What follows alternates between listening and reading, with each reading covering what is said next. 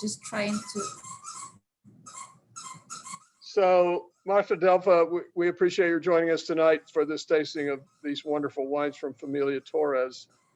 I would encourage everyone that's joining us to pour themselves a glass of the Verdejo as we get started talking. Marta, I understand that you were the export director for Familia Torres for 18 years or something like that. Is that correct? I worked for Familia Torres for 13 years, and I was not the export director. I was first brand ambassador and then area manager for Midwest and Northwest. But you've worked for Familia Torres for 13 years, so 13 years, yeah. And I come from the region of Panades, where the winery is located. So I was born and raised just a couple of minutes actually away from the winery. You, just as a general statement, my feeling is that Spain in the last 25 years has been the most exciting country in the world for food and wine. And maybe that traces it. Maybe it kind of started with Ferran Adrià and El Bulli when he burst onto the scene out of nowhere with nobody had ever heard of him or his winery, and all of a sudden, his restaurant, and all of a sudden he had the best restaurant in the world, Michelin 3. I mean, they were trying to create, 5-star ratings for him, and chefs all over the world were trying to copy his molecular deconstructed gastronomy and mostly failing terribly at it. The 6 chefs in the world that had actually ever worked with him might have successfully done what he was doing, but mostly it was not, not very successful. But he really led this renaissance in Spanish cuisine, or put Spanish cuisine on the map with him and Bar Sadegui and restaurants like that. But it seems like coincidentally, it seems to me that Spanish wine, about the same time, wines from Ribera del Duero and wines from Priorat, wines from Umilla, Bierzo, all of a sudden they were just the most exciting wines in the world. And there's been great wine. I mean, Vega Sicilia has been making great wine for a long time, but all of a sudden there was, Peter Sisek and people like that who were just making these wines that make your head explode when you taste them. So do you agree with me about that? And could you talk a little bit about that? Yeah, I 100% agree. Actually, Spain, I still think that especially for United States, it feels like a territory to discover, let's say.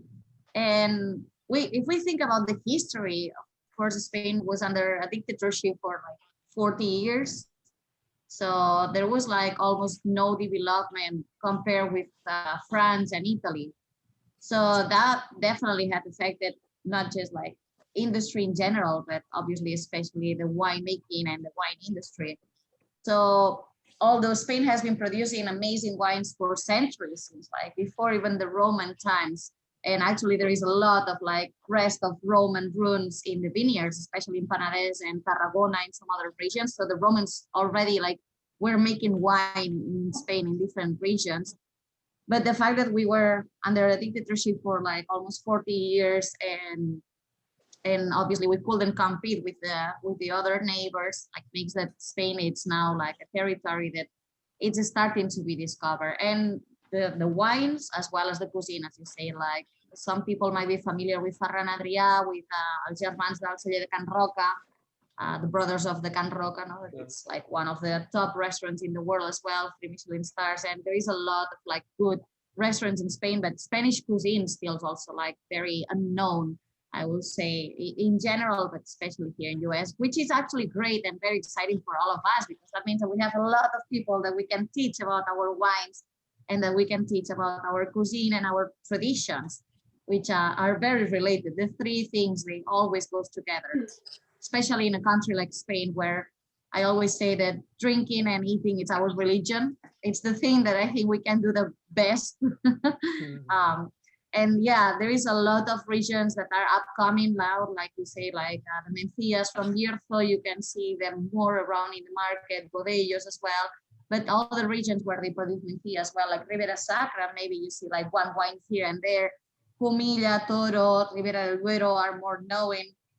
Of course, Rioja still is the king of all the regions. But yeah, all Spain is very diverse. I always say that it's a very small country, but the fact that they have a lot of diversity of weather, that makes that we can grow a lot of different grape varieties that are very unique. Like, for example, in Panades, where Familia Torres is located, it's a very small region, but we can grow from muscats, which are like typical Mediterranean grapes, up to Gewürztramines and Rieslings, which are normally cold weather kind of grapes. So Spain is a very exciting territory, and I'm very excited that we are doing this today, so we can talk about the wines and talk about the food and talk about the traditions and the history. What was your, Martha, what was your path to wine? How did you learn that you wanted wine to be your career? Well, I must say that it was, I guess it was destiny. I was born and raised in Panades. I took a break from my college and I went and I studied abroad, and I learned English actually and German.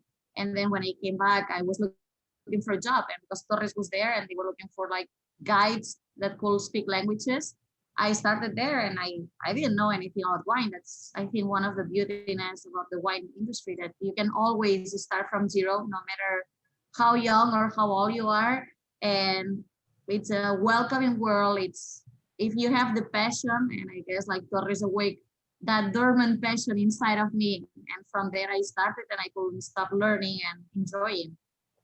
If you like food and if you like wine, it's definitely a world that it's amazing to learn about it. And again, it's very related to history and to the traditions of each of the countries. So for me, that was something very exciting, and it was easy to learn, especially again, like working there, I had the chance to taste some amazing wines. I had the chance to see almost every day the winemakers and ask them those questions that I couldn't find the answers in the books or in Google. So I used to stop them and say like, hey, Josep Savarik is the technical director of Torres, and every time he will pop in the shop and go to buy a bottle of wine, I was like, Josep, I have a question for you. And then I will take like 30 minutes of his time. So I always had like the chance to have like little master classes about any of the questions I had.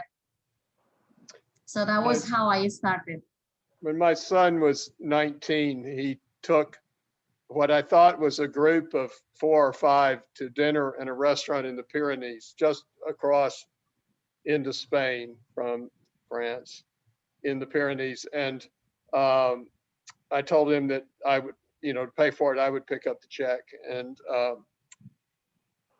and he said, what kind of wine should I order? And I said, it'll be, in a restaurant, order whatever their house wine is, it'll be great, probably. So anyway, he called me from the table in the restaurant and said, Dad, I ordered the house wine and he was 19. He said, I ordered the house wine and it's terrible. We can't drink this. What should I do? And I said, well, read me the wine list. Ask for the wine list. Read me the wine list. And the first wine on the wine list was La Rioja Alta, Viña Ardanza. And I said, well, just order that. Everybody will love that. And it turned out it was dinner for 22 I was buying instead of dinner for 4. So I had to hard to pay for dinner, but my son had a nice time. You talked about this, you can start at zero. I mean, I've been doing this for 48 years. I still start at zero every day because there's, depending on you ask, there are between 4,000 and 6,000 different grapes planted commercially in Italy, right? So the most expert person in the world can't list 10% of the Italian grape varieties from memory. So there's nobody in the world that really knows Italian wine, much less wine. And one of the great results of this campaign of conversations with people like you is that, you know, I've learned, and my friends and clients have learned so much.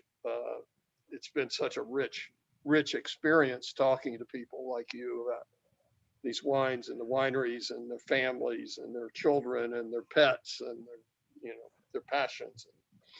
So it's been a great year and a half. So as we're enjoying the Verdejo, well, why don't you tell us a little bit about the Verdejo, just to start? Of course. So actually the Verdejo is a wine that comes from Rueda, which is a very interesting wine region, because if you're familiar with the wines from Spain, you know that Rueda is located a little bit north and west from Madrid. And it's right in the middle of two very known appellations of the region that I just mentioned before, which was Toro and Ribera del Duero. The curiosity is that Toro and Ribera del Duero, they both produce full red bodies, made full red wines made with Tempranillo or Tinta del País or Tinta de Toro, which is more or less the same grape. And Rueda, which is right in between those two appellations of the region, it's basically 98% of the production, it's white wines.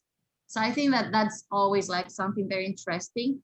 And actually the reason is because all the Rueda share the same style of weather like Ribera del Duero and like Toro, which is basically continental. So when we talk about wine, it's always important to know where we are in the map. I can show you the map if you want. And Rueda, it's right in the central of Spain. So basically all these areas which are considered the Spanish Central Plateau, that means that they are very isolated from any kind of sea influence. And that's why the weather is continental. That means basically very hot days, very cold nights, hot and dry summers, and very cold winters. Normally, those are like perfect conditions for red wine, especially for red grape varieties like Tempranillo. Because Tempranillo, I always say that it likes to suffer and it likes to have those changing of temperatures. But Rueda, although has this kind of weather, their summers are a little bit shorter.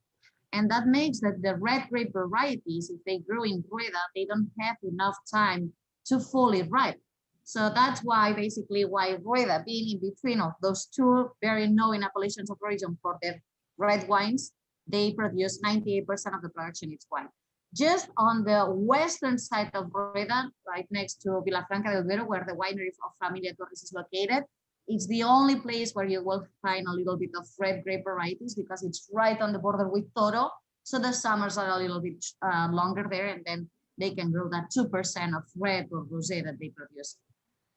Rueda is an area again that it's located central of Spain, so the weather again it's very hot. So it's actually one of those regions where irrigation is legal, which most of the places in Spain, most of the TOs, irrigation it's not legal, but actually it's absolutely legal and enforced there in order to actually have verdejos with a little bit of higher acidity.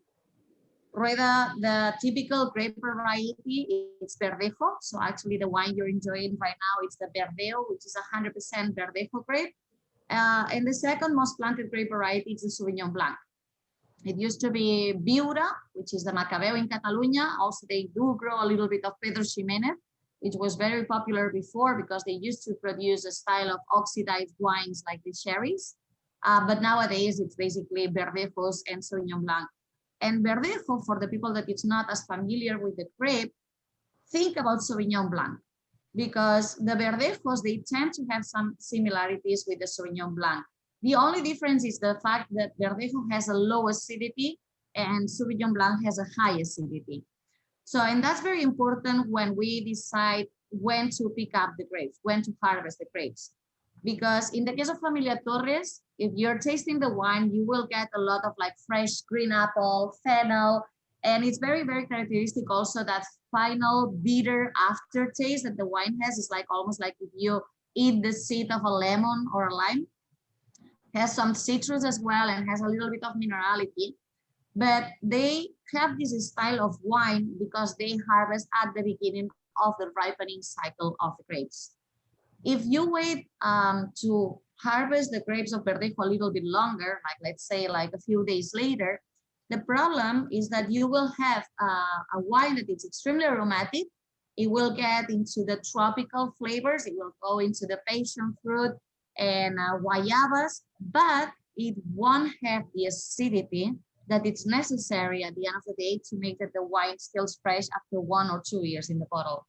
So that's why it's very, very important when you harvest the grapes of Verdejos. In this case, again, it's more at the beginning. So we will find a wine that is similar in style to Sauvignon Blanc without having those fresh cut grass or those asparagus that you can find in the cold climate Sauvignon Blancs, but you have like some greenness and a higher and fresher acidity.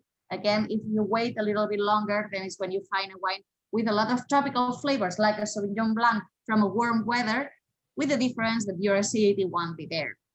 So it's a very nice, refreshing wine. I normally say that probably from all the portfolios, the most like the patio pounder wine, because it's fresh and it's nice and it's crispy and it's actually perfect. Like for have a conversation about wines, it's like to start the evening. It's like, okay, let's have just a glass while I'm enjoying Sunfish and Martha talking and yeah, let's relax and take out the shoes. We are done with the day, so that's perfect. So that's the Verdeo. It's absolutely perfect for that.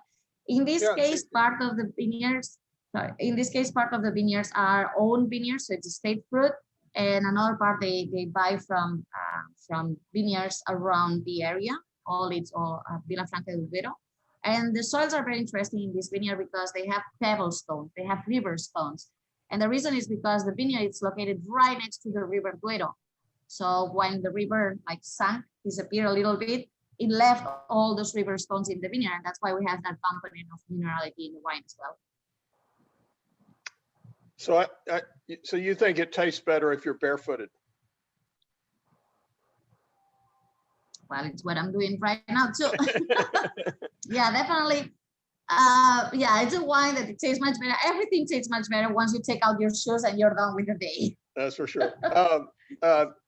You know, when I tasted it just now, what I thought was, this is the perfect wine for someone says, I used to just love New Zealand Sauvignon Blanc, but I just can't stand New Zealand Sauvignon Blanc. Do you have something to recommend?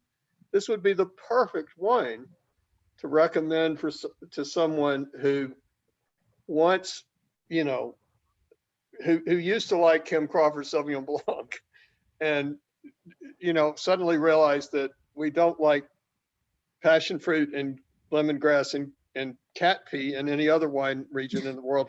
Why is it that we like it in New Zealand Sauvignon Blanc?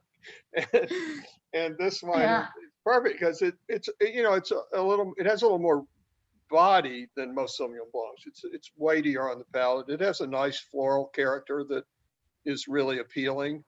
And yeah, I mean, I think you're exactly right. And just to sit on the patio and something refreshing when you get home at the end of the day, when like today, it's in the mid 90s here, it's really hot here. This is the perfect wine to just kind of like refresh you at the end of a hot day. What does the Surlees, what, can you talk a little bit about Surlees? I don't think I've ever seen that on the label of a wine other than Muscadet. I mean, people do it, but they don't put it on the label. Yeah, they don't put it on the label. Actually, this is very related with the fact that you were saying now that it has probably a little bit more complexity and more like creaminess on the mouthfeel versus like some of the Sauvignon Blancs. Sauvignon Blancs is very like one-dimensional, like especially with the acidity. You know, what you get first is acidity. Thing like the fact that one, it has been with the lees, and second, that it's a warmer region, that makes that the mouthfeel it's a little bit bigger that when we compare with Sauvignon Blancs. And yeah, Surly, it's basically on the list. So I guess it's more like a fancy term to say on the list. But basically that means that after the fermentation, once the yeast die because they have already like consumed the majority of the sugar. So basically the list, like once they consume most of the sugar, and there is no more sugar to consume, or there is minimal amount, but that makes that the alcohol degree has increased as well, they die. You can decide either to clarify the wine and take out all the lees, or you can decide like to leave it for a little long with the lees, and basically what they add is those creamy components and that bigger mouthfeel into the wine. So the wine has been approximately like around 4 months with the lees, and that's what they want to say in the labels. It's just like to make a reference that it's a little bit more like creaminess. But yeah, like I don't know also how familiar is the people related to the term of the surly. So on the list, if we are more familiar, I will translate to it. Well, I don't know, our average client wouldn't probably know what Surly's means, but the two that we have on the screen are very sophisticated wine people. They didn't need it explained, but people who watch this on our YouTube channel might, which is why I asked you to talk about. What does the word Celeste refer to?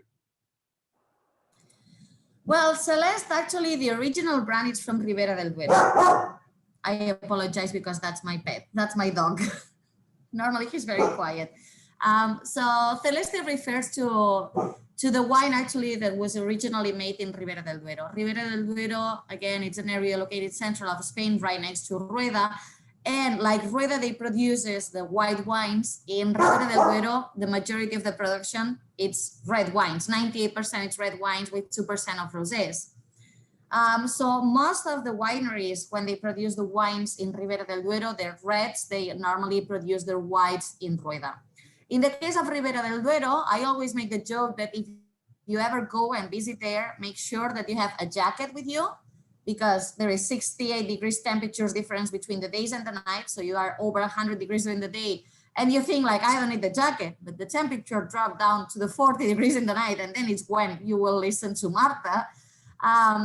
Second, you need always a phone that is charged. And third, make sure that you charge your car as well. If it's electric, that you have a full battery, or if it's a typical, a normal car, that you have like a tank full of gas, because you're in the middle of nowhere. And the fact that you're in the middle of nowhere has the good things and the bad things. But one of the best things is that you have extremely beautiful and amazing sky map.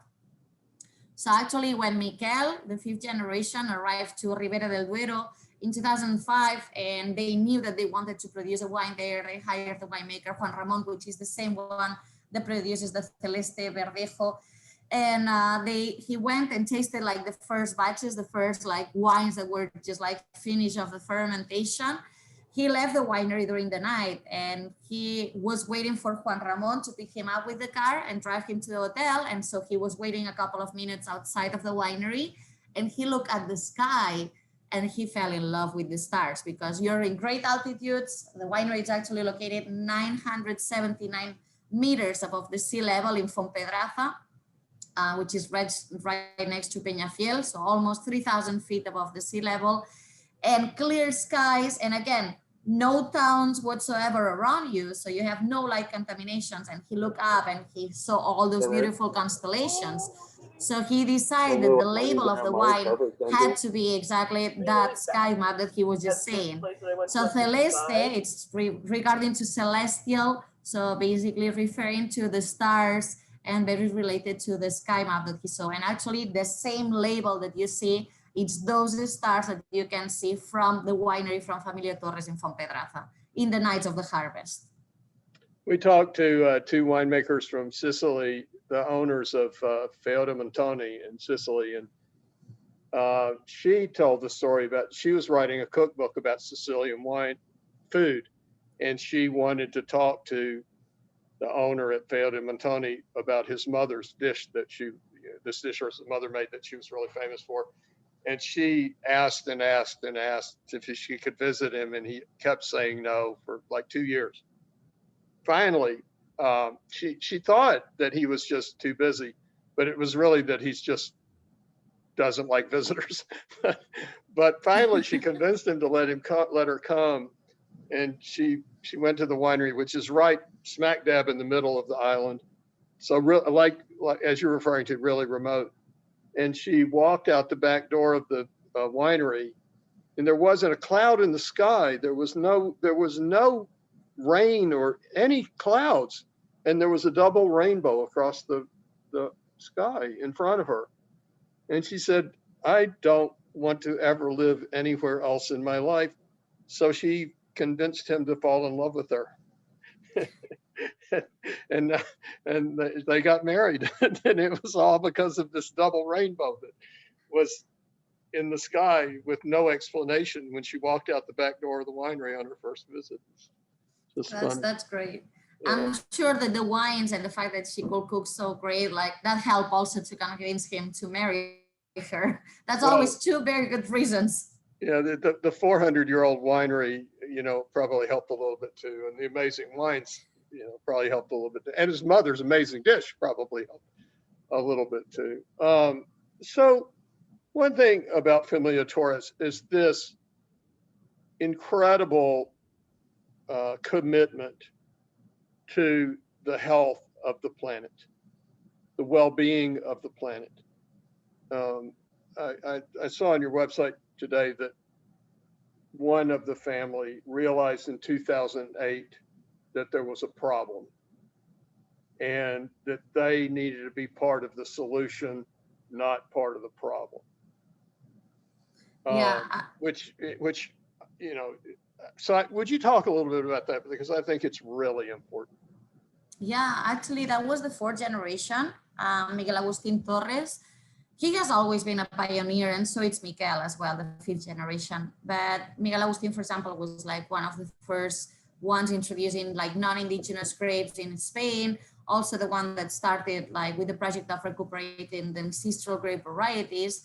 And definitely nowadays, and Miguel says it, like the phylloxera of the 21st century is the climate change.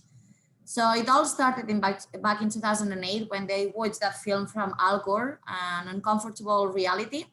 They all went together to the theater and they watched the film and they realized that they had to do something, because at the end of the day, I always say Familia Torres, it's a winery, but for all, they are farmers, they are vine growers, and they're extremely conscious that if we don't take care of the planet, there will be no grapes in the future, there will be no wines, and who knows if we will even be here. So, and because they are a family-owned winery, and they have been owned for the same family for 5 generations. They also have that vision of the future. They think about the 6th generation and the 7th generation. There is a 6th generation. Actually, Miguel, I think it's like 7-year-old or 8-year-old. So he's still too young, but his father and his grandfather, they are already thinking about which kind of planet they will leave for him. So after seeing that film, the first thing they did was actually pay a private company to make a study about how much CO2 they were producing in the winery.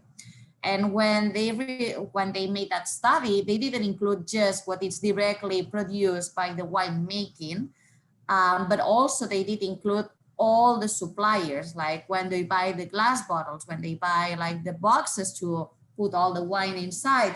And they even calculate the flights that the area managers and the salespeople are taking in order to travel worldwide. All of that is calculated in their study about the CO2 that they were producing. And once they know how much they were producing, they decide to take the commitment that they were going to reduce it by a 30% in 2020. And that obviously 30% it's not enough. So their end goal is to be absolutely carbon footprint free. The goal is 2030 to cut it by a 50%, and with the end goal of be absolutely carbon footprint free. And now they are studying new ways of viticulture, like regenerative viticulture, in order like to capture the CO2 that is already in the environment, and through the vines bring it down to the floor, to the soil. So the most important thing was like, okay, now we know how much CO2 we are producing. What can we do in order to cut down that CO2? So they start with different experiments. And for example, all the wineries that they own, all the wineries, they have solar panels. They are completely independent from any outdoor source of energy. They have also windmills. They have also water treatment plants in order to recycle all the water that they use for cleaning the installations, for cleaning the wineries, for cleaning the barrels, etc., etc.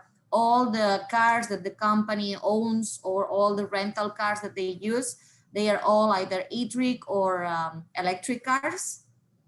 Also, something that it was very important and the people might not realize, it's the glass, the amount of glass in the bottle.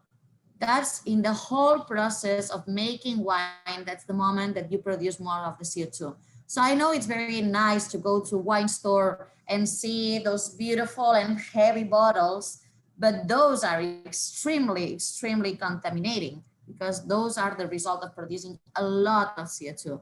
So one of their first projects they took also was reducing the amount of the glass of the bottles by a 30%. And it's very interesting when you see like the same wine, like for example, Mas La Plana, which is a legendary wine of Familia Torres, and you see a vintage like 2008, and then you see the actual vintage of 2016. If they are apart, you don't see the difference because they are so good that they reduce the glass, but you don't feel it as a consumer. But then you put them together and you realize how much they have reduced the amount of glass. So those are some of the projects that they are doing, but they have like a whole commitment and extremely like a lot of projects. And also the good thing is that it's not just them, they are trying to be ambassadors for other wineries in order to help them and to teach them also how to reduce the CO2. Because the problem we have nowadays is that there is not a legal or a certified organization. There is no like the United Nations of the climate change that doesn't exist still nowadays. So they want to take a step forward and say like, okay, we have this experience for the past 13 years. We have been doing a lot of projects and we see the change. So we can teach you how to also do that. So actually they create in 2018, the wineries, international wineries for the climate action together with the Jackson family.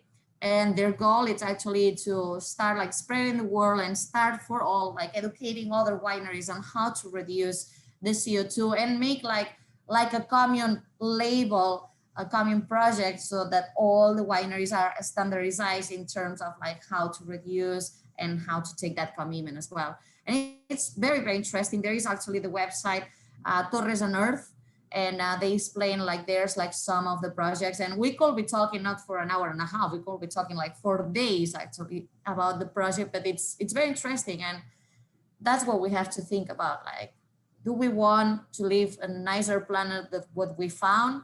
And viticulture and like especially like this new regenerative viticulture, it's definitely a way to go. And then obviously looking for new scenarios, higher altitudes. I just mentioned about Fontpedraza. Familia Torres was the first winery that was planting vineyards on 3,000 feet of elevation in Ribera del Duero. In Fontpedraza, the vines are from 2005 because before them, no one was planting vineyards in that altitude. They also have a vineyard in the Pre-Pyrenees in Catalonia, in Trem. That's the highest altitude vineyard that they own, and they are always thinking about the future, like how to use the vineyards that are already existing and how to make better wines with those vineyards, although we're facing the climate change effects. And also like thinking about the future, like where should we grow vines in the future, like in not in 5 years, but in 20 and in 50 years, in order to get like the best wines possible.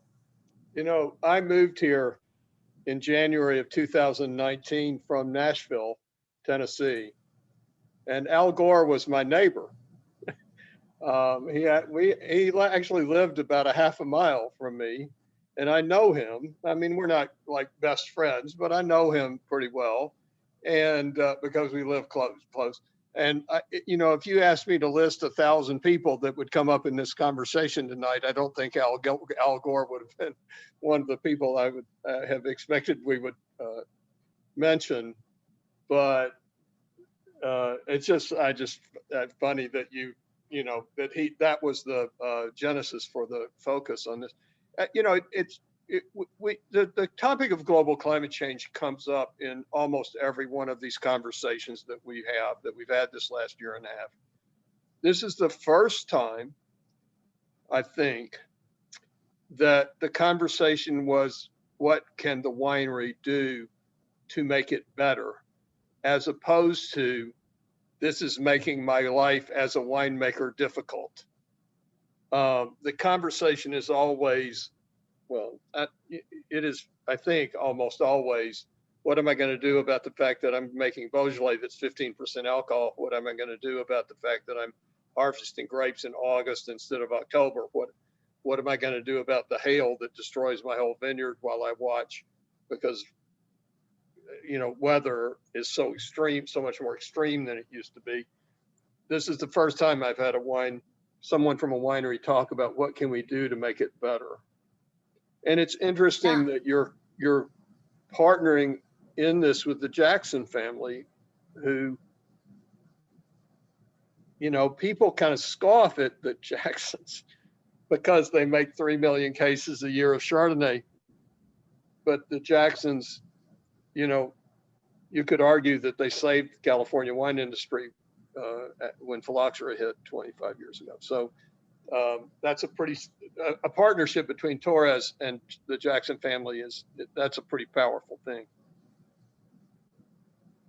Yeah, and I think it's very interesting what you just say, because sometimes we tend to think like, oh, these very small boutique wineries doing great wines, I'm going to support them because I don't want to support the big ones. And I think it's very important to remember that thanks to the big ones, the small ones exist, because when it's time to export the wine, someone has to open those doors. And those doors means a lot of paperwork, a lot of bureaucracy, a lot of money behind. And thanks to the big ones that are opening doors like those, then the small ones can go behind. And I always say too, it's very easy to do 100 bottles of wine and make them perfect. To make 3 million bottles of a Chardonnay and they're all perfect, that's very challenging. And that's admirable. And the fact that they sell them, that's even more challenging and more admirable. And in this case, with the Marta, climate change, they sell those 3 million bottles because they're such excellent wine for exactly. $12. Exactly. We forget that the wine they make excellent. They don't make wine that you're going to stay awake at night dreaming of, or it's not life-changing wine, but it's excellent, well-made, correct, varietally correct wine. Their wines are excellent and very affordable to the average person. Exactly. I can cook, for example, I can make a beautiful Spanish omelette for my friends when we're like 5 or 6. And everybody's saying like, you should have a restaurant. No, I will never, because I'm a home cook. I can do 100 bottles of wine, perfect and tasting amazing, but I cannot do 3 million. So I have deep respect for these wineries because, first of all, as you say, they make amazing wines, and it's not easy to be who they are and represent like Californian wines in this case, in the case of Familia Torres, Spanish wines. So, and again, like sometimes these bigger wineries are the ones that open the doors for a lot of other people. And in this case with climate change, the capacity, the resources that they have in all senses, from like hiring special departments of people dedicated exclusively to investigate about the climate change, about the new projects, about what you can apply. All of these, they don't keep it for them. They share it with everyone. And that means that if you're a smaller winery, probably you cannot have an engineer that is going to go through your winery and tell you where you're producing the CO2 and what you can do better. But Familia Torres, for example, has those sources, and they let the other wineries those sources, and they are like, okay, today you're going to visit them and you're going to help them. And this is something we have to think also when we drink a wine. What are we drinking, but also who are we drinking? Is it a good winery? Is it a winery that you truthfully think like they deserve my whole support? And I think that's very important, because a lot of times we buy the wines by the label and how beautiful it is, and we should think also, and we are like, oh, these are too big. Well, think like, investigate a little bit behind and see who are they, and the fact that they are big, but what they do. Like Familia Torres, for example, has a foundation too that builds schools around the world since 1982. They were pioneers in Chile. They have helped a lot the viticulture in Chile, from introducing the stainless steel tanks to making wines with a grape that was completely abandoned, where the people was suffering to survive with those grapes. That was the País, the Mission grape. Actually, that was the government of Chile that contacted them and asked them like to help, because there was people that has those vineyards that are like 300 and 400 year old, and they couldn't even survive by growing those vines. What they have to do? So they called Familia Torres and was like, we need your help. Can you produce a high-end wine with this grape so we can enhance the reputation of the grape and these people will be able to eat after labor in the land? And they did. And nowadays you have like several wineries producing wines with País in Chile. And now it's like starting to get more common again. And the same in Spain, like with the project with ancestral grape varieties. They start with a project back on 1983, recuperating or trying to recuperate. At the beginning was a dream, to be honest. Those grape varieties that were disappeared with the phylloxera. So they put advertisements on the newspaper asking the farmers that if they had any old vines, or if they have seen a tree that looks a little bit like a vine, wow, that they could bring a piece of the wood and they will run a genetic studio for free. They did that. At the first year, they received 500 pieces of wood. From 3 of them, they couldn't find any matching information in any laboratory of the world. So they decided to reproduce them with the Vitro system. And at the end, 2 of them were working very well, and they were named Garro and Samso. Nowadays, they have been keeping with the project. They have recuperated 60, more than 60 actually, different grape varieties. And surprisingly, some of those grape varieties are showing amazing results for the climate change.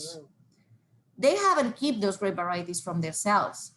They have a greenhouse where absolutely every single person in this world can go and can buy any of those grapes, any of those vines, and they can grow a vineyard with those vines. Like one of the wines that we have, it's the Forcada, not today, but in the Familia Torres. And Forcada, it's a very interesting white grape because it's planted in Panades. In Panades, traditionally, the latest white grape variety to be picked up, it's Parellada for still wines, not for cava. Normally it's picked up at the end of August, beginning of September. Forcada, being a white grape, it's normally harvested at the end of September, beginning and mid-October. And that's a great grape for climate change. Because if you have a hot summer, like 2012, that the alcohol degree was changing for 1 degree in 1 day, that normally takes 1 week, wow, and it was taking 1 day, wow, Forcada won't be affected because it won't be ripe until October. So, and that shows again a lot about them. Like they are a great winery that should be supported, but not just because they produce excellent wines as the ones that we're tasting today, but also because they are a great company to support. Like they have a great philosophy behind, and they have, I always say, like they're almost like a non-profit organization, and they are in a lot of terms, like sharing. We should taste the Albarino.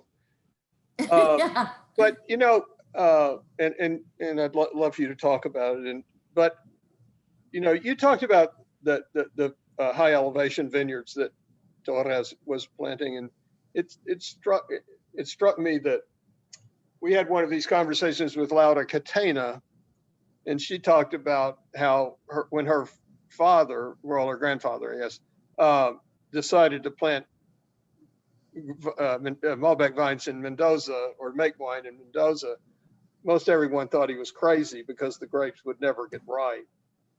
And of course, the decision to plant, to make wine from Malbec grown at, 3,000 feet elevation is what created the idea that Argentine Malbec could be great, because all of a sudden it wasn't just boring, insipid, flaccid, wine. It had this beautiful acidity, and the wines were balanced. And they kind of revolutionized Argentine winemaking. But they have a greenhouse where they are trying, like you, they've tried to create a library of seeds and plants that might be disappearing otherwise. I don't know what just happened, but Well, we couldn't, I think we lost you for a second. I think yeah, it might be the connection. We yeah, actually, there we are. But there is, I mean, that's a commonality with another very large winery that doesn't sacrifice quality because they make a lot of wine. They make a lot of wine. It is really superb at every price point, whether it's the $10 Telia or the $300 White Bones Chardonnay. I mean, and that's a commonality with you and these high elevation vineyards that you've planted, and the commitment to the earth, which is so important. Anyway, let's talk about the Albarino, please. Are you there? Marta, can you hear me? we're having some issues by hearing you. Yeah. Can you hear me now? Yes. Okay. So let's talk about the Albarino. So yeah, the Albarino, it's a very interesting wine. The name, first of all, it's Pazo das Bruxas, which means the house of the witches. And the name actually comes because of all the traditions around the witches in Galicia, where it comes from. Galicia, it's on the northwest from Spain. It's right on top of Portugal. And the region where the Albarino comes from is Rías Baixas. Actually, Rías Baixas, it's divided in 5 different subregions. Most of the Albariños, they come from the northern subregion, which is Val do Salnés. In the case of the Pazo das Bruxas, the grapes are from Val do Salnés and O Rosal, which is much southern. It's right on the border of Portugal, O Rosal. And you will find a much more complex style of Albarino by the fact that the grapes comes from 2 different subregions. From the Val do Salnés, you get more citrus, and from the O Rosal, you get more white flowers and white fruits. The wine actually ferments 50% in stainless steel vats and 50% in concrete eggs. And then the wine is kept 8 months on the list, surely, although they didn't put it in this case in the label. I guess it was like enough occupied with the witches there at the label. But yeah, the fact that it has been with the list also, that will bring a lot of creaminess and a bigger mouthfeel versus a lot of other Albariños. It is very also important in the Albarino, that salinity that it's very present in this case. And this comes by the fact that the vines are next to the Atlantic coast. So all the sea winds will go through the land and will bring that salinity from the sea into the grapes and obviously into the wine in this case. So perfect wine. If you like oysters, if you like shellfish, if you like octopus. And also I normally recommend it that everybody loves, because it's just like end of June, but I still think that Thanksgiving is around the corner. Like in a couple of days, we are on 4th of July, and after 4th of July, we will have some nice days of summer, and here we are, and it's Thanksgiving. So actually, I think that's a great wine for Thanksgiving too, like for the turkey, especially because everything we prepare during that meal, it has a lot of butter. So yes, you can have it with a Californian Chardonnay, but if you already have the butter in the wine and you have it in the turkey, that might be too much. So why not go to something more acidic and with that saltiness that make it so crispy and nice. So definitely a wine that I recommend also to drink and to enjoy with the turkey and all the side dishes during Thanksgiving. I'd never thought of Albarino and turkey, but I think it makes an awful lot of sense. What is it about Galicia and Albarino? Why is it that Albarino is great in Galicia and nowhere else? Well, basically because Albarino, it's a grape variety that some people has always said that it's a familiar grape with Riesling, but that has never been proved actually. Some others say that it came like on the 12th century, brought by the Templiers and the monks. But the fact is that Albarino loves cold weather. And Galicia is perfect for it. Actually, Galicia is or Rías Baixas in this case, because not Galicia has like colder weather like Rías Baixas, but Rías Baixas has Atlantic weather, and it's the coldest region in Spain where we grow vineyards. Mid-temperature is 69 degrees, so it's very cold. So Albarino just loves it there. Albarino will never be great in Panades, especially with the climate change, because we are Mediterranean weather. and he loves like the amount of water they get. Like they get a lot of rainfall, like 3 times more times than in Priorat, um, and just loves this cold weather that they have in Galicia. So it found like it's perfect place right there.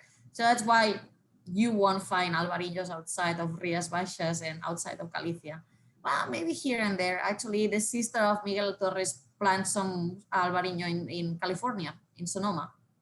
Yeah, I mean, there's Albarino in California and Australia and Argentina, but that I've tasted, there's really only one place. I mean, it's kind of, I talk about this a lot with Italian wines. So, Sangiovese's planted in a lot of places, but it really only makes great wine in one place. Yeah. Nebbiolo is planted in a lot of places, but it really only makes great wine in one place. Unlike Cabernet Sauvignon and Merlot and Pinot Noir and Syrah, they, for whatever reason, they're only, I mean, there's, Sangiovese, Leonetti Cellar Sangiovese from Washington State can be an amazing wine, but that's the exception that proves the rule. But Albarino, there's acceptable, correct Albarino from other places, but it only really makes great wine in one place. What is it about Rias Baixas that makes it the most perfect place for Albarino? Well, again, the fact that they have like that Atlantic weather and it's so cold, it's something that Albarino loves. Also, the soils in this case are granitic and sandy soils that it brings a lot of minerality into the wine. And then in the case of Galicia, in the case of Rias Baixas, they have a very unique system how they grow the vines, which is the Spanish pergola. And that's very important because of that heavy rainfall that I was mentioning before. It rains like 3 times more than what it's normal in Priorat and in Ribera del Duero and other regions. So it's a lot of rain, especially concentrated in spring and autumn. So they have what we call the Spanish pergola or Spanish parral, which is basically a vertical training system, but the vines grow up to 6 feet above the soil. I always make the joke that I can not harvest those vines because I'm 5.2, so I'm way too short. But it's very important to have that distance from the soil because avoiding any kind of water contact with the wines, with the grapes. Otherwise you will have like rotten grapes or you will have a lot of fungus infection. So a place where actually organic viticulture will be very hard by the fact that it rains so much, but it has like the perfect conditions for the Albarino. It's the weather, it's the sea. I mean, I would love to be next to the sea right now too, although still cold in Galicia, but I'm sure the Albarino loves like the landscape of Rias Baixas and the weather that it has there. Have you ever eaten one of those blue lobsters that they catch off the coast of Brittany? Bogavante, yes. Yeah. Well, I have eaten the Spanish version, which is like, yeah, like a black blue lobster. Yeah, and it's absolutely delicious. I'm a huge fan, especially because I always say the best shellfish in the world. And I'm sorry, I know you have amazing like crab here and like oysters. To me, the best shellfish in the world comes from Galicia. It's very challenging to fish there. That's why Costa da Morte, it's one of the coasts in Galicia, and it translates to the coast of the deaths because how many fishermen have like lost their life there. But the shellfish in Galicia, it's spectacular. Also the barnacles, which are very typical. And when we say to people in the United States that we eat barnacles, are like, wait a second, that dirty thing that grows in my boat is like, no, they grow on the rocks. They look ugly, but they are absolutely delicious. It's like tasting the sea. Years ago, I was the sommelier at a restaurant, again in Nashville. It was actually Thomas Keller's last job before he opened the French Laundry was as a chef at this restaurant. And we served barnacles. We served periwinkles. He served periwinkles and you ate them with a hat pin. Because they're so tiny, you would use a hat pin to remove them from the shell and eat them. He also served baby eels, these eels that were like 2 inches long, and he served them alive. So swimming around in the dish. Yeah, well, those are very hard. Like I cannot imagine eating them raw, not because I will be disgusted, because actually I love any kind of raw fish, but because I know how like easy, like they are, and on top of that, like they are very slippery. Right. So they're really hard to harvest. So imagine like trying to harvest them on your dish. Well, some But they are people, we served delicious. them. Some people ate them. Some people went in the bathroom and threw and upjoked. In Spain, but it's one of the most expensive foods. That's the gulas del norte, and they are, because how difficult it's to find them and to fish them. But they are spectacular with a little bit of garlic. Of course, it's Spain, so a lot of garlic and a little bit of guindillas, like some chili peppers. Oh, it's a delicacy. yeah, I was at La Bernardin in New York City one night about, I don't know, I guess 15 years ago, and they were serving they had those blue lobsters. They were serving the blue lobsters. And I don't know, I think there's no telling how much that bill was, but it was worth every penny. It was one of the most extraordinary meals I've ever had, just eating something so amazing served in, maybe the best seafood restaurant in the world. Certainly one of them. Yeah, definitely. I'm a huge fan of La Bernardin as well. Yeah. So let's talk about the Priorat, the Salmos. So the Salmos comes from Priorat, a very small wine region, and I can share you the map if you want. Please, I really would appreciate that very much. Of course. If you have a picture of the trellising of the Albarino, that would be great too, because I think that's, so I'll make you the host. Yeah, so I was going to ask for permission right now. Those.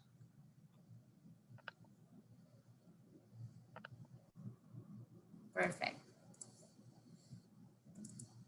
So you can all see the screen, right?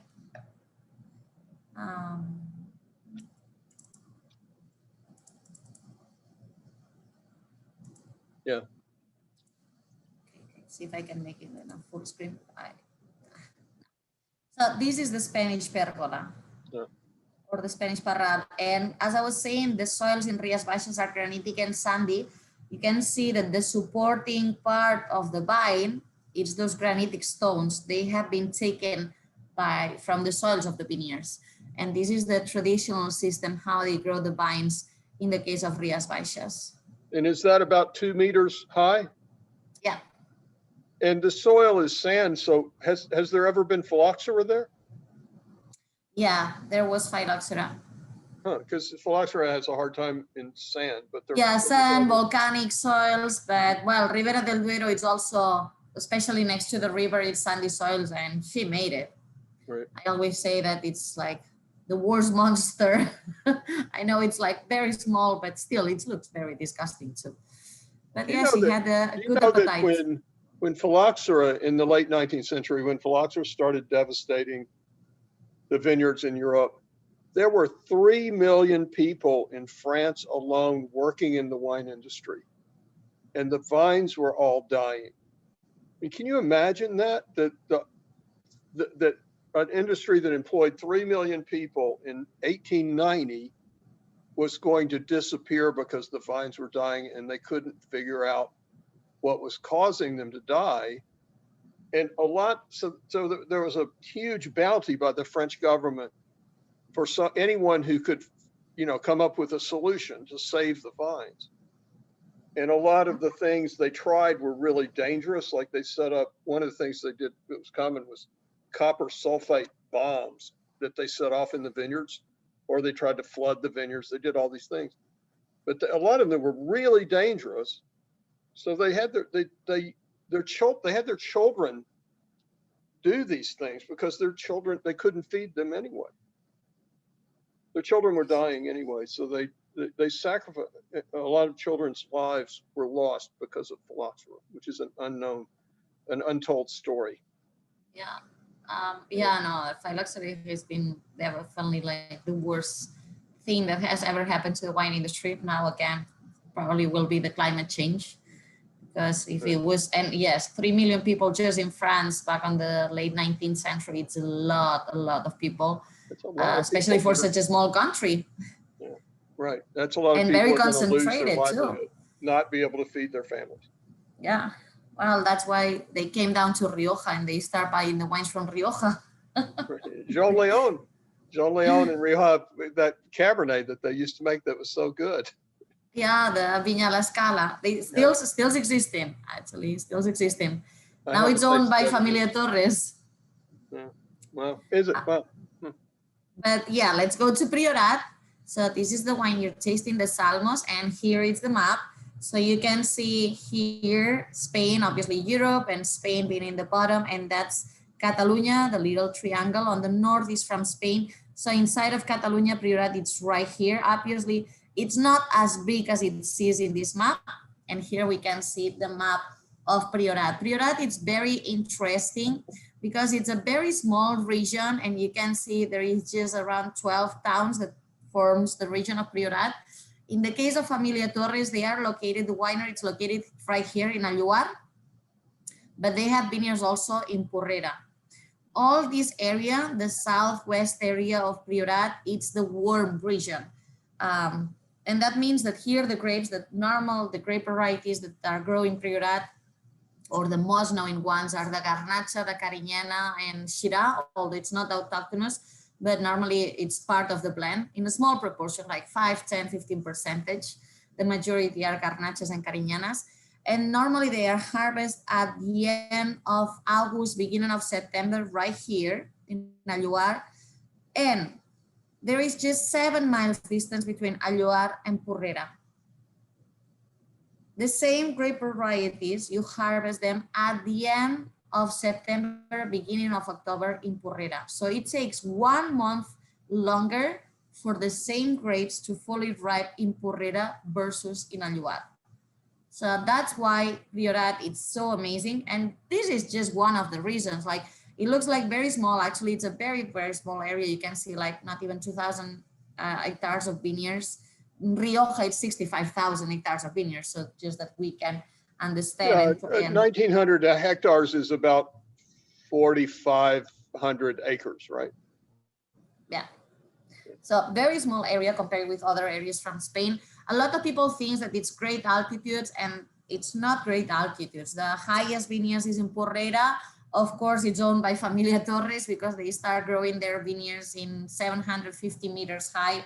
So around 23, 24 feet above sea level.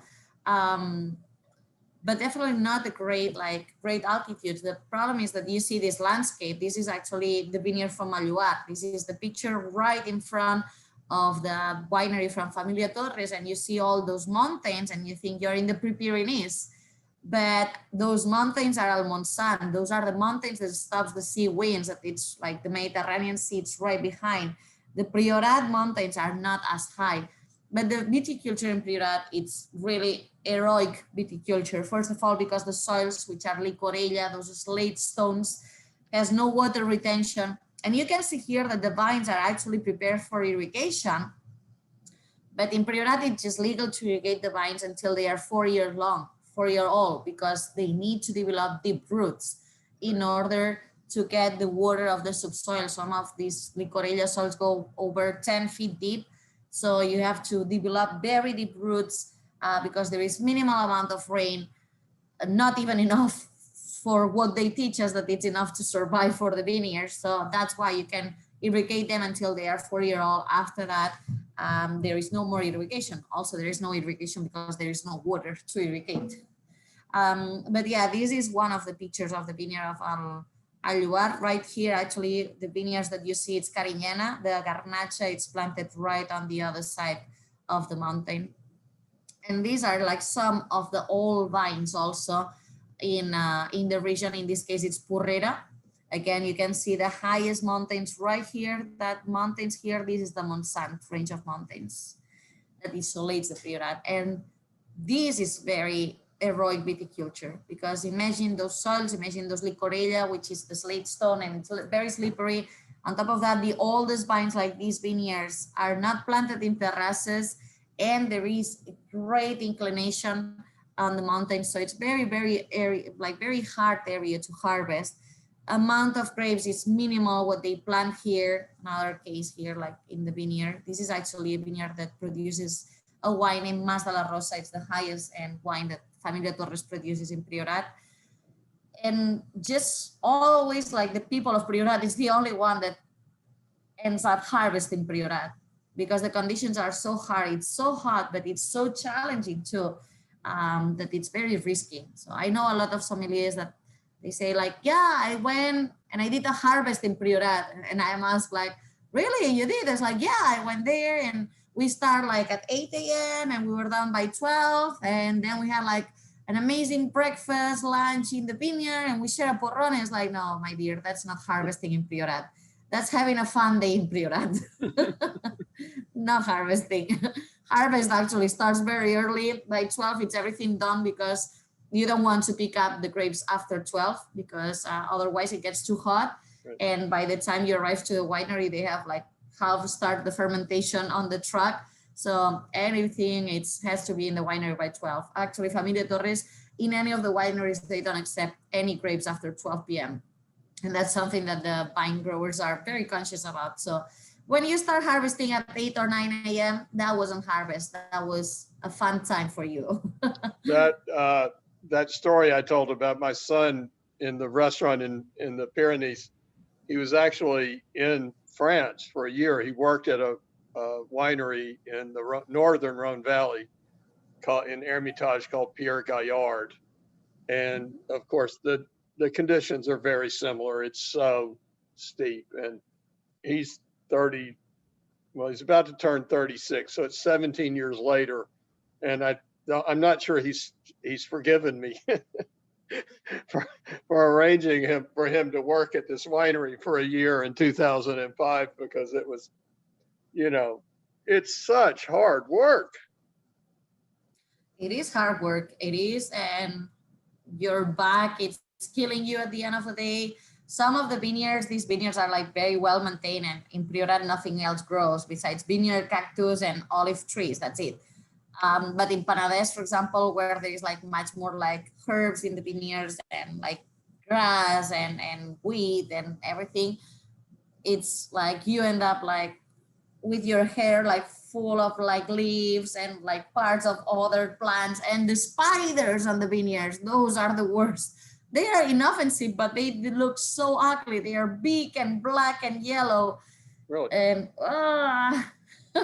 but yeah, working in a winery, it's very hard. And then your hands, by touching the red wine, it eats. I mean, at the end of the day, the tannins, they eat protein. So of course you can have like a perfect pedicure made by wine when you go and like you step on grapes. Like it's great for like 10-15 minutes. After that, when there is just the seeds and the skins, it hurts. But yeah, it's a great peeling. It's great for the skin. But that's, yeah, for one day, not for 1 year. For 1 year, it's very hard. Not the best wine, the most famous wine in Priorat.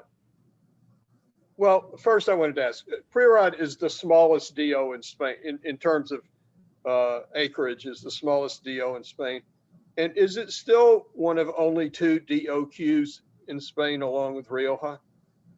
Yes. So, I mean, that's a little bit surprising that Ribera del Duero wouldn't be a DOQ, I think. Yeah. For a time, I will say that was back 2011, 2012. A lot of people, I was getting the question like, but is Ribera not qualified? And I was like, not as far as I know, and still not nowadays. But I guess like at some point, probably they might have tried it, because suddenly like everyone was like asking for it. And I'm like, why Ribera del Duero? I mean, why you don't ask for other regions? So probably there was the rumor that they were trying, but no, so far it's just Rioja since 1998 and Priorat since 2000. They are the only 2 DOCA or DOQ. I'm not sure the people at Vega Sicilia are worried about it, but you could argue that Vega Sicilia is Spain's most historically important winery. I would say, maybe. I mean, you could argue that, and I mean, it's definitely one of the reference. Yeah, definitely one of the reference of Spanish high-end Spanish wines. It was one of the first cult wines. I mean, the wines it was one of the first wines that collectors would kill to get a bottle of. Yeah, but the reason is because they couldn't buy any. Yeah. So all the history of Vega Sicilia is because they couldn't buy it. Right. And of course, everyone wants what they cannot have. And that's the greatest Yeah, success of Legasithilia. that is the, and that's just, that is in a perfect description of wine, of the wine industry. Everybody wants the bottle they can't have.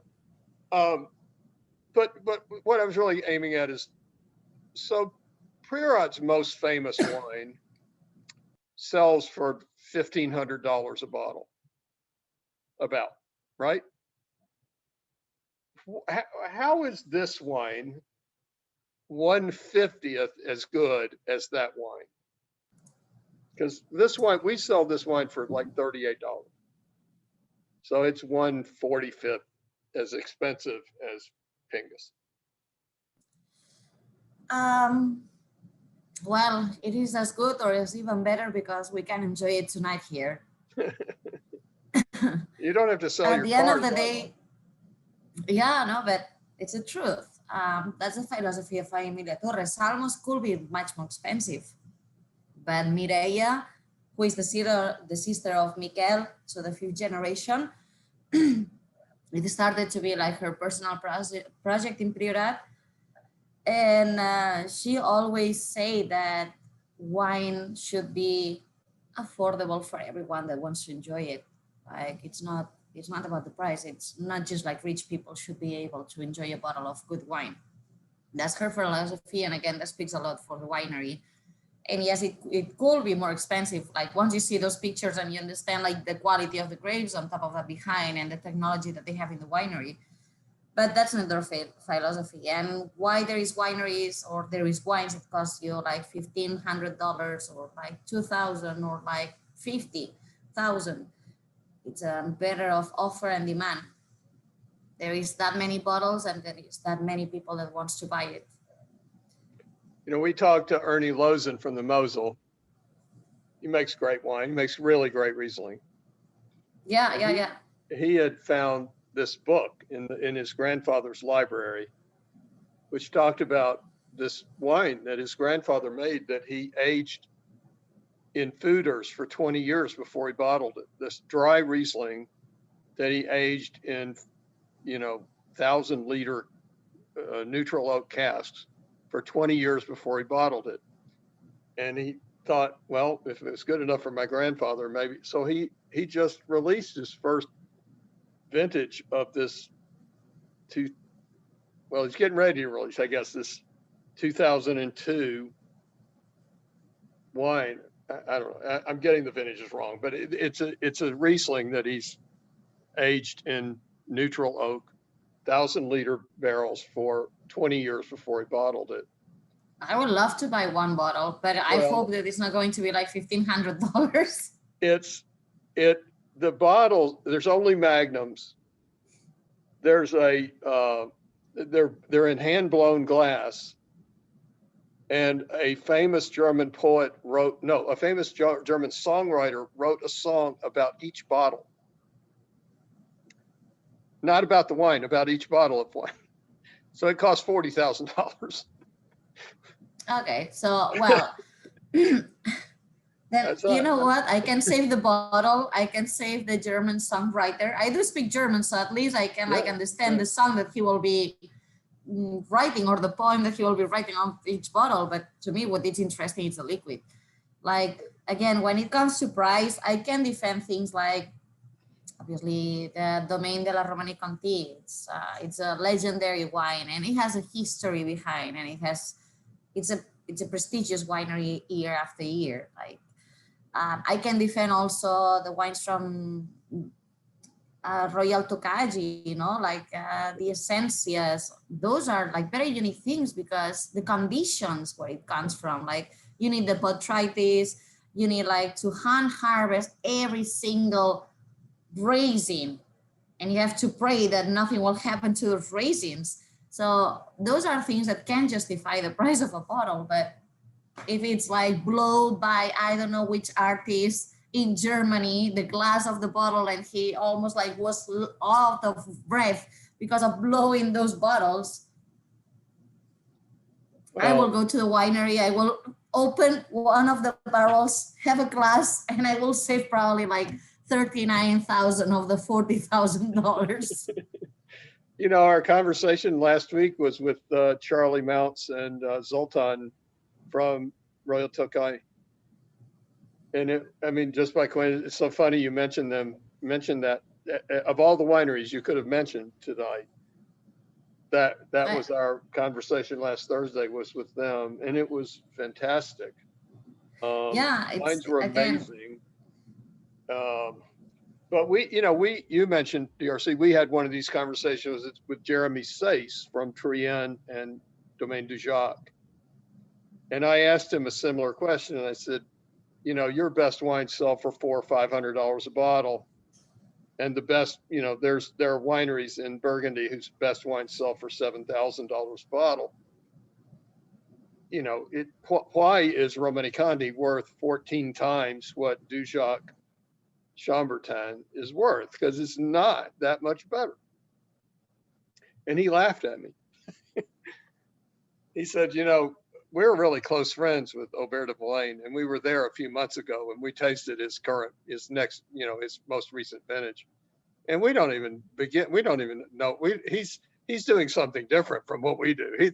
His wines, I mean, the director at Domaine du Jacques was talking about how how extraordinarily different the wines from DRC are from the wines from a very, very great winery, Domaine du Jacques.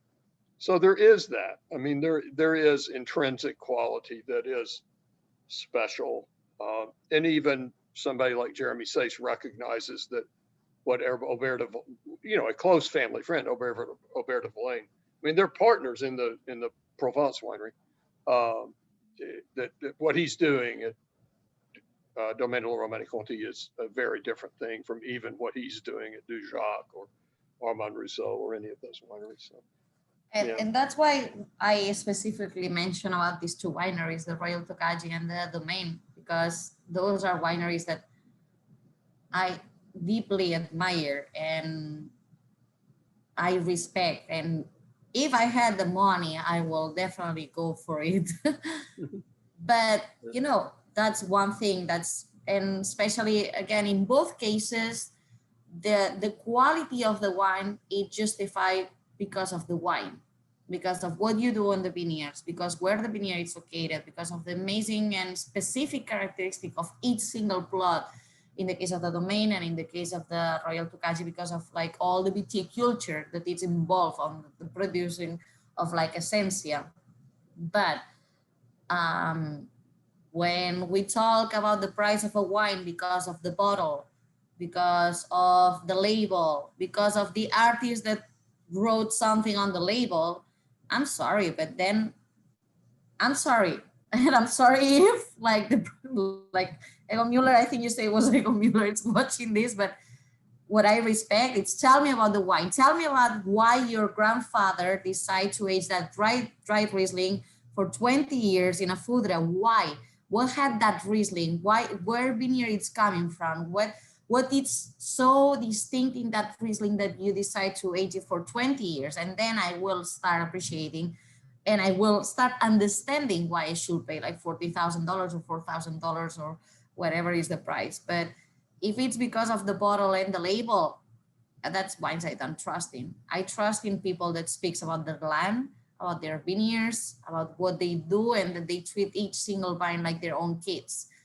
And that's why I have like such a deep respect for the wineries like the Domaine, the Royal Tokaj, and in this case for Familia Torres.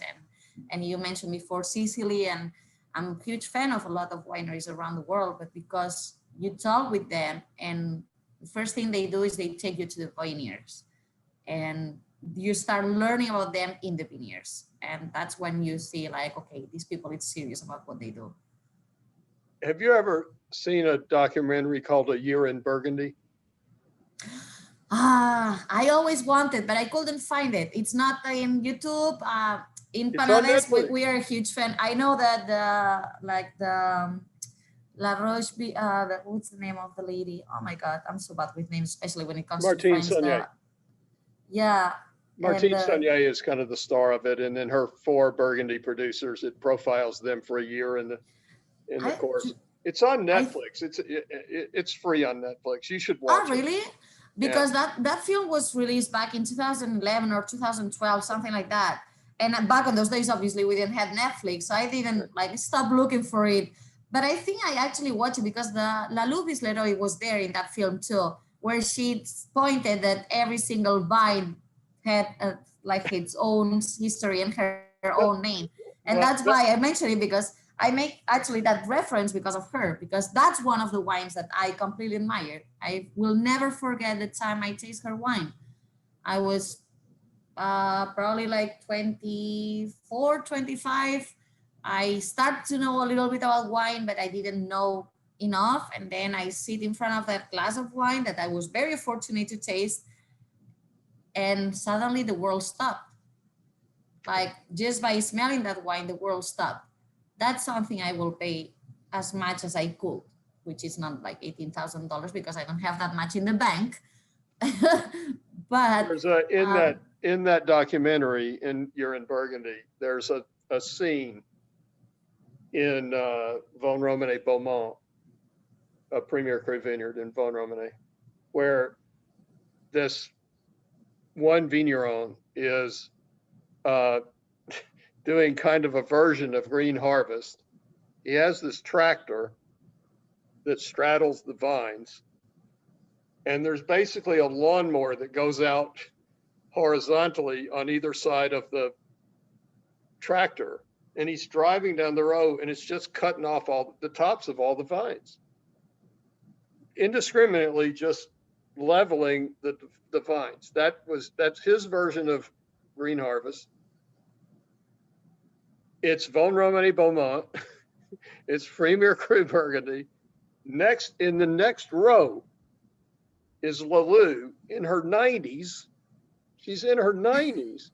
Lubis Leroy is individually tying the vines to get the shoots together, not cutting them off, entwining them to control the growth of the vine, one vine at a time. So, I mean, that, and then you wonder, why does La Romane sell for $3,000 a bottle? How could it not sell for $3,000 a bottle?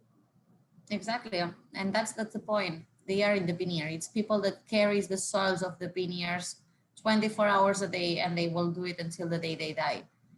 And that's something that no matter if we have the money for it or not, but it doesn't like it wakes our respect.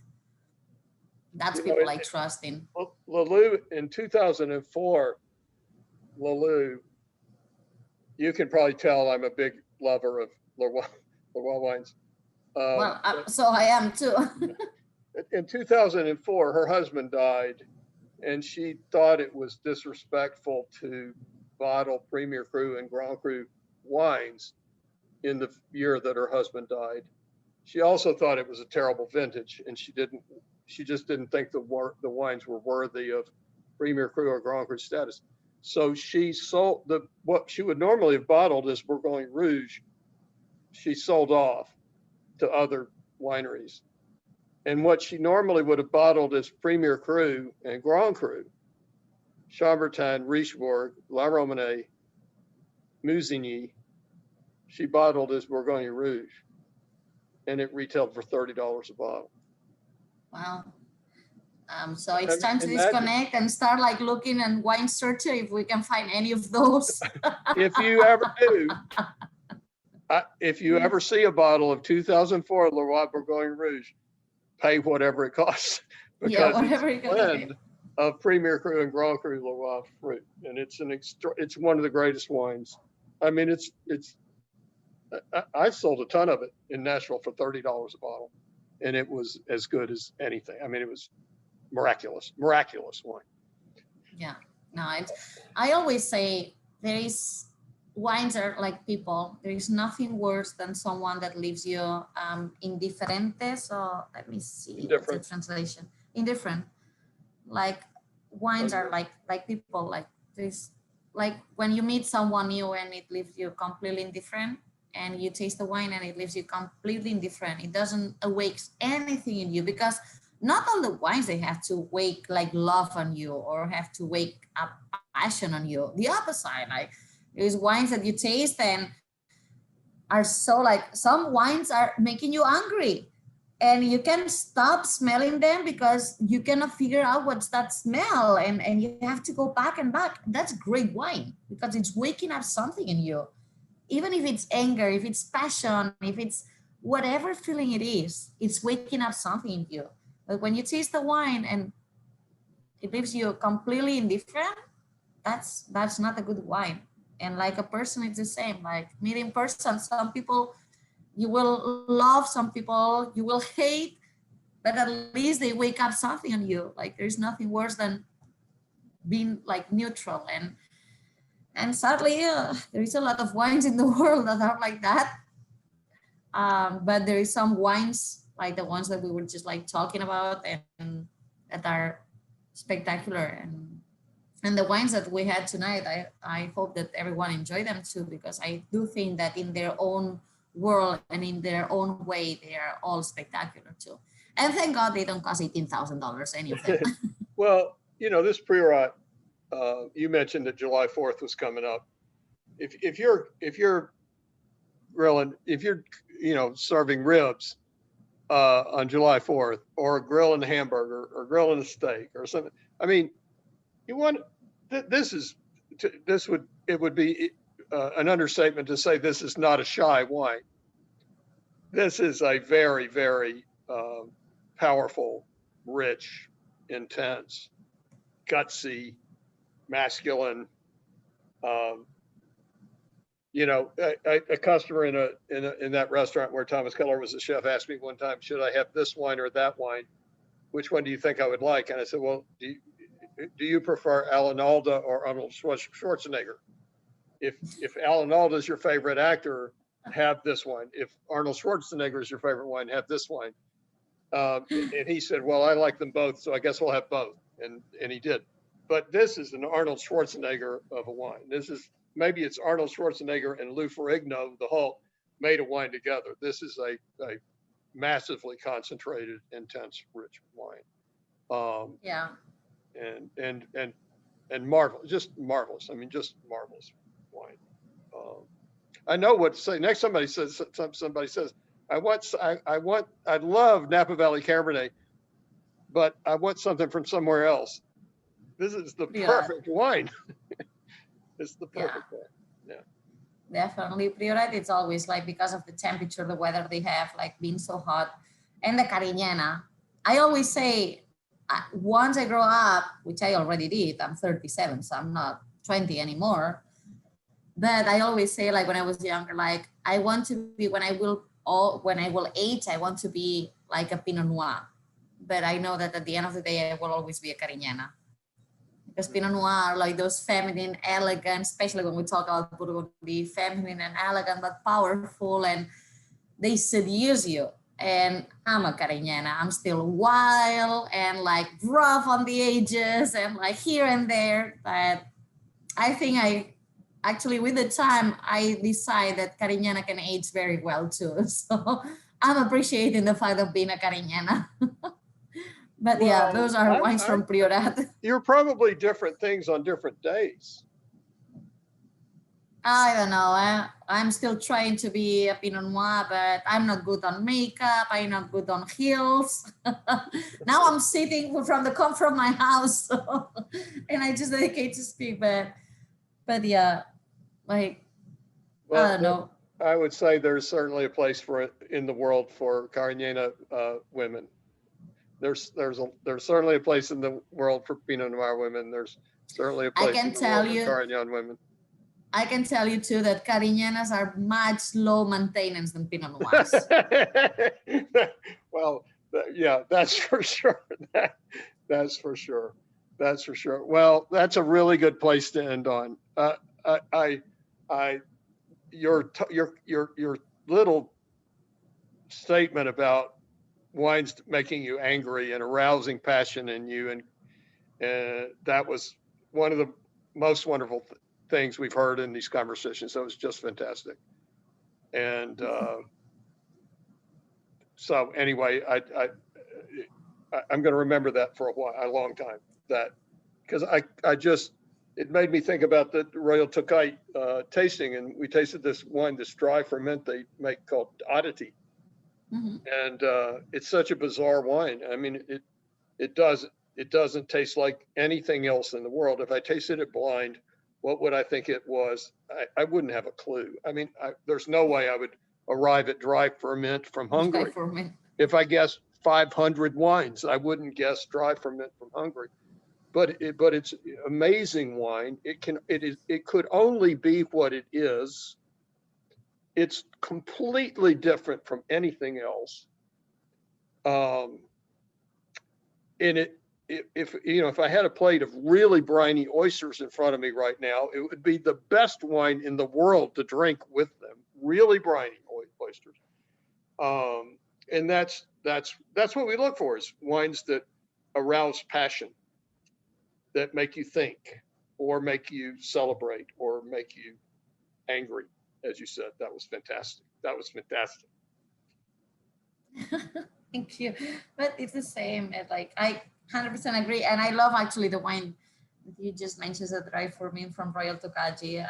Actually, it aged very nicely too. I have had recently, like a 2017, I think it was, or 16, and it was actually delicious, which is not surprising because of the acidity that it has.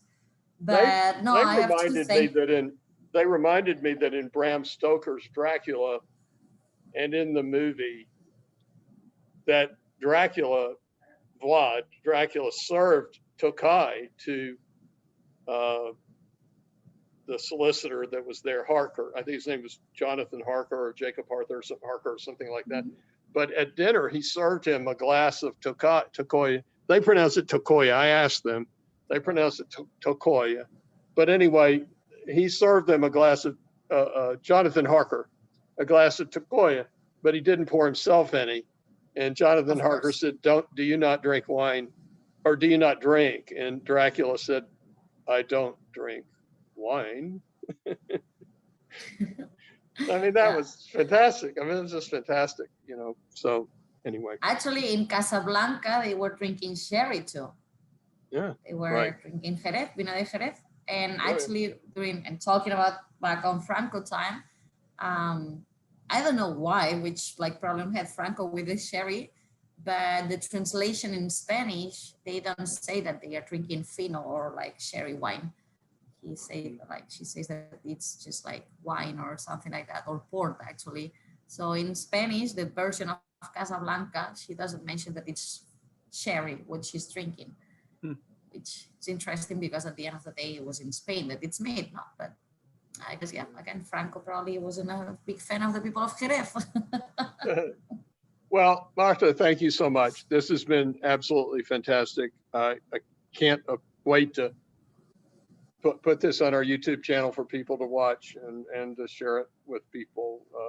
It's just been fantastic. Thank you so much for your time. I really appreciate it. Thank you so much. And thank you for everyone for being here and for enjoying the wines with us. And thank you again, for making me feel at home. Of course I'm at home, but you know what I mean, making me feel comfortable and have this beautiful conversation with someone that has such an amazing knowledge about wines. You're very kind. Would you make me the host again? Oh, yes. That way it'll convert and I can record.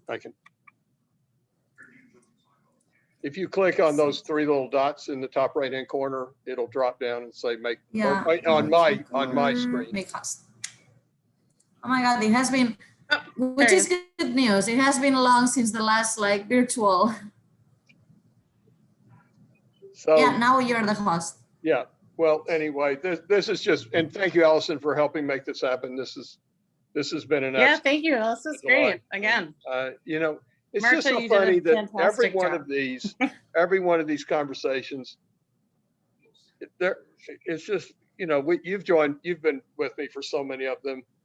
Everyone is it's just amazing how people who love wine, people who are involved in making wine, and mostly they're extremely gregarious, generously spirited, people.